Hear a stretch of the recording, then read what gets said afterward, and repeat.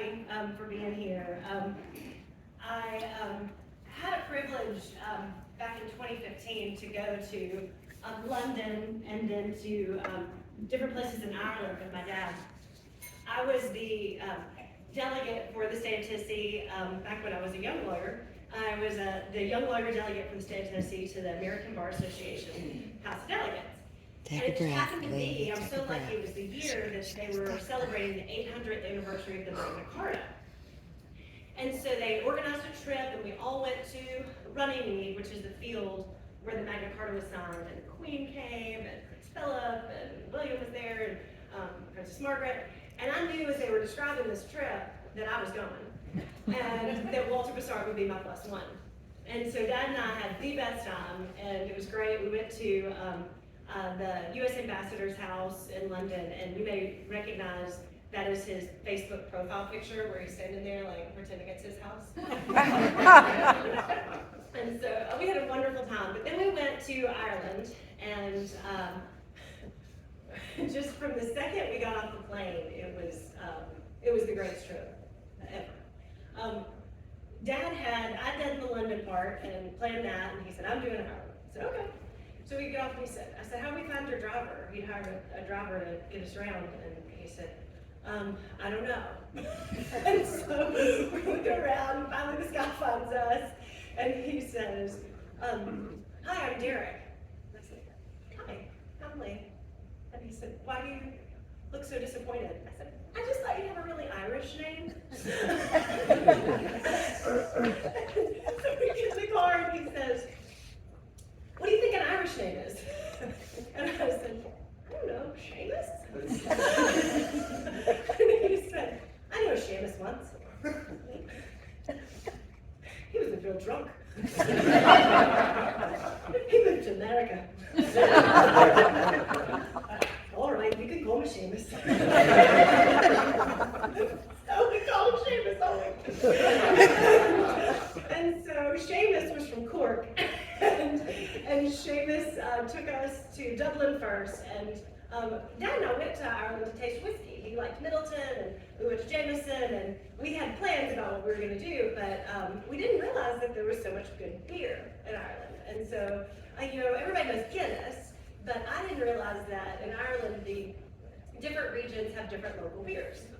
And so we started in Dublin, and I brought the scrapbook from that trip. If any of y'all want to look at it, there's a great picture of Walter before Guinness and after Guinness.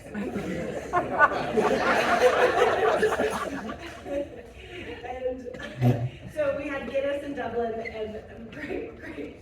We learned that you asked for Murphy's in Cork. That was the beer in Cork, and we learned that, and Dad said, I've never had a Murphy's, I'd like to have a Murphy's. So we sit down in this pub in Dublin, and he says, can I have a Murphy's? And the guy said, get out of here, she can stay. So we figured out quick, it was very localized.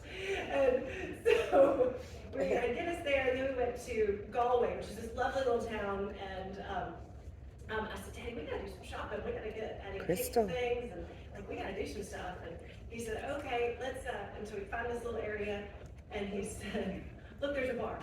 I said, okay, I'll go in, and in Galway, it's a port city, and so their beer was the hookers. It was like after the ship, the hookers. And so he said, order us some beers, and I'm going to the bathroom. I said, okay. So he comes back, and I said, Daddy, bad news, they're out of hookers. A story of my life.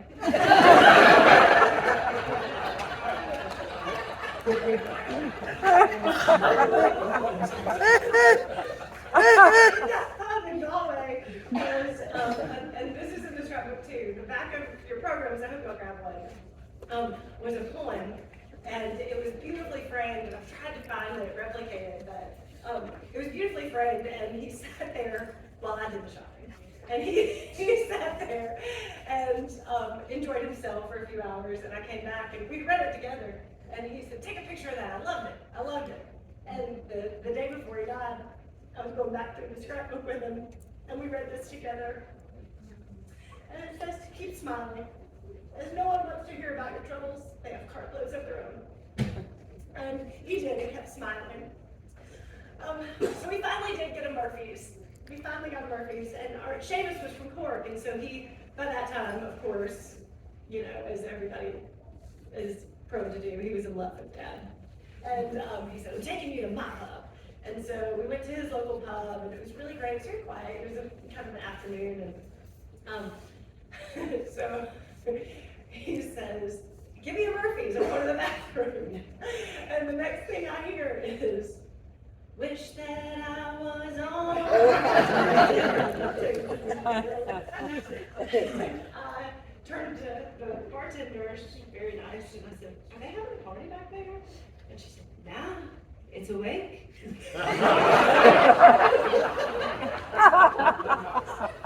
Which is a party in Ireland. So I get his Murphy's, and I kind of wander back there, and I'm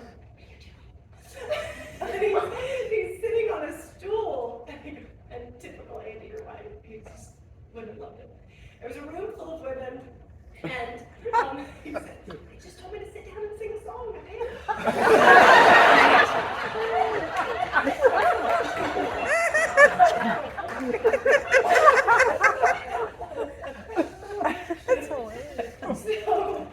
So y'all help me. Daddy told me that day, and he told me a number of times, I want my life to be celebrated, and I want my friends to remember me well. You're all very important to him. And he was very clear that he wanted this to be joyful. So you'll have to help me, because I can't do this one alone. Wish that I was on a rocky top In the Tennessee hills, strangers ain't coming on Rocky Top, ain't no telephone bills.